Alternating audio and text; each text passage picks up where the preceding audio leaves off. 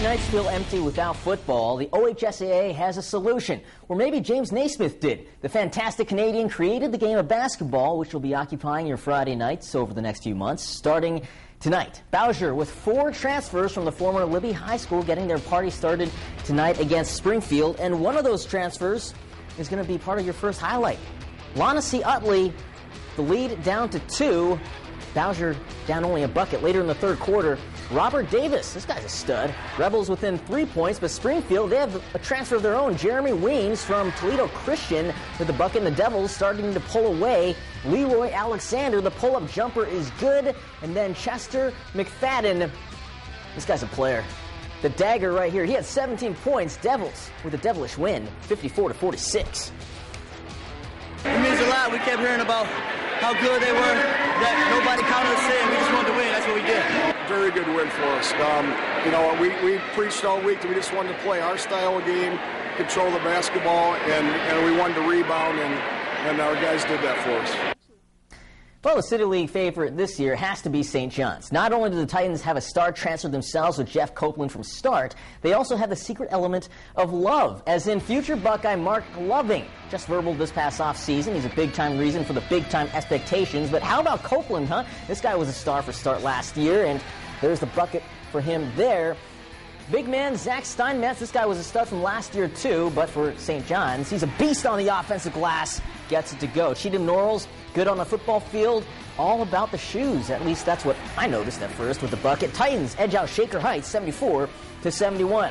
Good matchup over at St. Francis. Knights hosting Perrysburg in Brad Britton's first game as St. Francis head coach. The late in the third didn't look good for St. Francis. Tyler Gordon, Scott Milne on the break. Perrysburg up 36-22.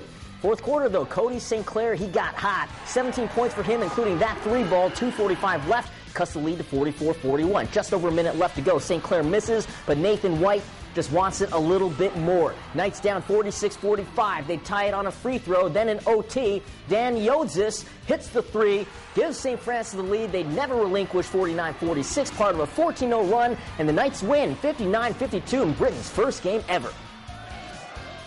Just thrilled to death. I told the kids before my game, I guess, this is my dad's 80th birthday. I said I want nothing more than to give my dad a call about 9:30 and tell him happy birthday, and we won game number 1. So I'm thrilled to death, obviously. It's the best feeling in the world. New coach coming in. We lost a lot of guys. They're not expecting a lot of us. We came out and showed them who the Knights are. A lot of happiness there, that's for sure. A lot of happiness over in Maumee also for the Panthers season opener against Scott. Check out the highlights. Dominique King gets a good look for 3, and he makes it. First basket of the year for Maumee. Later on, there'll be a pass down low from Sean Flanagan in the goggles. Looks down low over to Dustin Kaler for the hoop, and Maumee gets the win 53-43. More City League against the NLL. Clay against Northview. Some patriotic fans watching as, hey, it's not just buckets that make the highlights. Even balls that get stuck up by the rim and the backboard, they make it too. Clay got out to a 14-0 lead. This was a part of it. Ross Ochter to Stephen Gaskins to Doug Waldmanstetter. Long last name.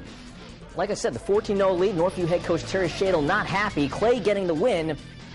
Actually, Northview came back to get the win 56-46. Meanwhile, Findlay took on Fostoria, and Findlay has a pretty good team this year.